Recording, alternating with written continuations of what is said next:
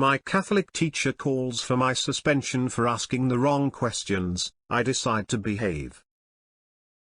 This happened years ago at what would turn out to be my last year at a Catholic school, for reasons that will become obvious. I don't have anything against people of faith, but it was not my thing. Very early on, I was 12 years old and in 7th grade.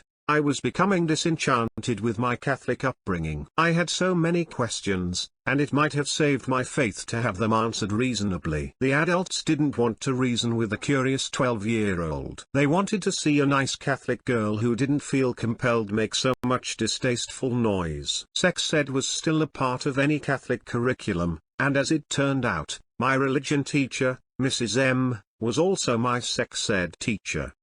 When she opened up our first sex ed class with, "Now, I'm just as embarrassed to be here as you are," I didn't see it as an expression of empathy. I saw it as a grown woman, humiliated to be teaching basic biology. It made me sad. Junior high sex ed wasn't just biology, though. It was an effort to shape our view of the world. Mrs. M taught us sexual health as per Catholic doctrine, and also peppered in some of her own weird, personal viewpoints shaped by her own history, I guess. We had this box at the front of the class where we could discreetly write down and drop off the questions we were too nervous to ask out loud. Someone asked what orgasms feel like for women. We knew men ejaculate, but what do women do? Mrs. M did not explain, perhaps because she hadn't had one a day in her life. She said, "The women's orgasm is not a necessary part of sex. It is not necessary for procreation, and sex is for the purposes of procreation." That sounded very dodgy to me. I brought her statement home to my mother, who had always been very open with me about these things. I asked her if women really weren't supposed to enjoy sex all that much. She was horrified. She told me lots of men like to make women feel good, and sex should feel good for everyone. Then she said something that would be lastingly valuable. Ask questions in that class. Teachers are supposed to answer your questions, and if they can't, maybe they shouldn't be teachers. The next class, Mrs. M taught us that homosexuality was a sin. This was too much for me. I had a gay uncle who had been a huge fixture in my life. I felt attractions to girls in my class, and I refused to believe God would think who you love is worthy of hellfire. She went on to say gay marriage was both impossible and wrong. I raised my hand and asked her plaintively, "Why is gay marriage wrong?" Her answer was, "Because they cannot procreate, and procreation is the purpose of marriage." I sat silently. I didn't demonstrate agreement nor dissent. I went home and thought about that for a while. I needed to come back to sex ed class with an inquiry that was going to properly duck Mrs. M's shit up. It didn't seem like an easy task, but I came up with something I thought was worth trying out. The next sex ed class rolled around. Mrs. M taught whatever stuffy, deplorable lesson she had in the plan, then she opened up the class to questions. I raised my hand, she called on me, and I said, "If a woman is infertile, but she really loves the man she's with and wants to share the sacrament of marriage with him, does the church approve the marriage?" It was a no-brainer for her. Of course. I followed up with, "But she can't have children, and marriage is for procreation. Why can she get married, but two men or two women who can't procreate can't?" Anyone who is seasoned in Christian apologetics can explain this one pretty easily. But I had hit Mrs. M somewhere deeply personal in front of 30 other children. Mrs. M was a married woman of around 50 or so, with no children of her own. Very unusual for a Catholic woman who doesn't believe in birth control. Mrs. M was infertile, and to her, I was questioning the sanctity of her marriage, and its validity in the eyes of the God she dedicated her life to. It was a sucker punch, and she couldn't collect herself to punch back. She instead flew into a rage.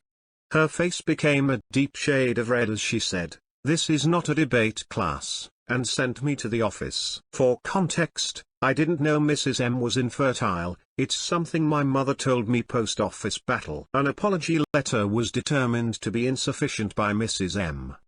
My mom came to collect me, and a battle ensued. Mrs. M wanted blood by way of suspension, and my mother was having none of it. Curious kids don't get suspended for questioning what they're taught. The only thing that worked in my favor was my history of being a nerdy, non-disruptive child with good grades. A compromise was struck. I wouldn't get suspended, but I could not participate in sex ed class, nor religion class. My grades in those classes would be determined solely by the written portions. These written portions were completed at a desk positioned outside the classroom, which Mrs. M smugly carried out for me every class. I didn't mind working outside of the classroom, because to me, it was a good example of the ease in which an adult can collapse under a child's questioning. I decided that religion and sex ed would become my specialty classes. I would master the curriculum, I would get the best grades I could, and Mrs. M would have to watch it happen. I worked very hard, harder than I had in any other classes. I studied at length and did additional research online. I finished out the semester with about 95% in sex ed, and 98% in religion. The final exams for both classes were entirely multiple choice. I was permitted into the classroom to be supervised for the exams, and there was no room for her biases to creep into her grading. She passed me the Scantron sheet back from my religion exam. 100%. I thanked her with a saccharine smile. She fixed me with a grim expression before moving on to the next classmate. A few days later, it was the Scantron sheet for the sex ed exam. 100%. I said, "Thank you for all you've taught me," as I smiled up at her. She said something under her breath and moved on. Mrs. M hated me with a distinctly un-Christ-like passion, and she found other ways to express it in the following semester. It warms my heart a little to think of her having to grade all my schoolwork, one correct answer after the other. The relentlessly curious, heretic nerd girl was a pain in her side that wouldn't go away. Worst of all, she demonstrated that she understood what you were teaching. She just didn't believe in it. TLDR. My Catholic sex ed teacher tried to punish me for questioning doctrine. A compromise punishment was struck, and I in turn resolved to ace all her classes. She hated me with a passion, had to grade all my assignments correctly, and watched me get honors. Now to the comments. I was also the curious child during sex ed. After many years, I became a teacher, and was now in charge of teaching sex ed. I took the district's curriculum, and realized it hadn't changed much in the 30-year gap between student and teacher. So, I rewrote it, making sure to clear some changes with the head of the department. I became the teacher to have for this class. No question was out of bounds, no subject was off limits. I did use the anonymous question box, but, as time went on, the kids realized that I wasn't fazed by any of the questions they were asking. And they began to trust me to the point that their questions became more scientific rather than the shock and awe questions they had started out asking. So much fun to teach 6th graders this subject, and was not allowed to teach it after that first year. Why not?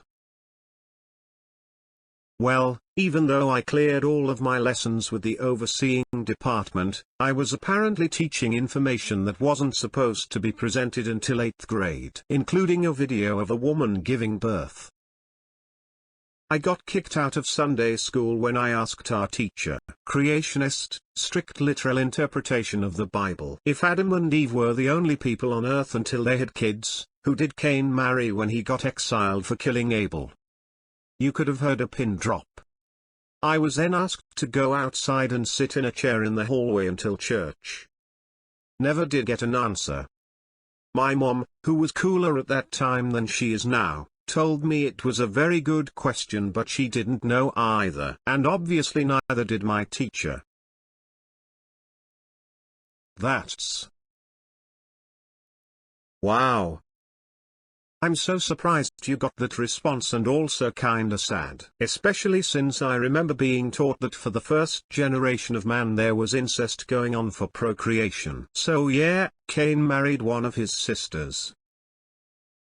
At the time he got exiled, he didn't have any. It was the 4 of them. He killed Abel, got exiled, and the next child was a son called Seth. I don't remember sisters unless they came along much later, but, according to the Bible, he was already married.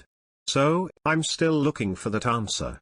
Although, there's a different tale told of Lilith, who was really the first woman but got exiled for being too independent and not at all subservient. So, she went off, hooked up with a fallen angel, and those descendants are who Cain is theorized to have married. She was not included in the Bible because the men putting it together didn't want women to get ideas.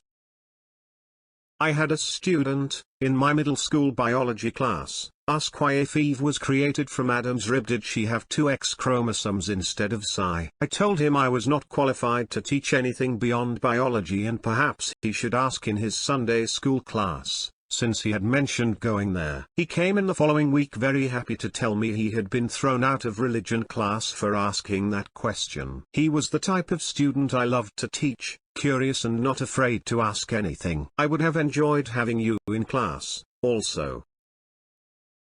I got thrown out of Sunday school class. First time, there were When I asked why the pictures, I saw all the time of the ark had two male lions. I'm glad there are teachers out there who enjoy teaching the kids who question everything. You are the kinds of beacons eager learners crave, because being suppressed is so very hard when you are just trying to understand. So true. As a school librarian, I have students who ask me questions about everything under the sun. I answer when I can, and when I can't, I sit down with them and teach them how to research and find the answers. Every time a student asks me a new question, I make sure to encourage their curiosity and thank them for teaching me something new. Curious students are the best.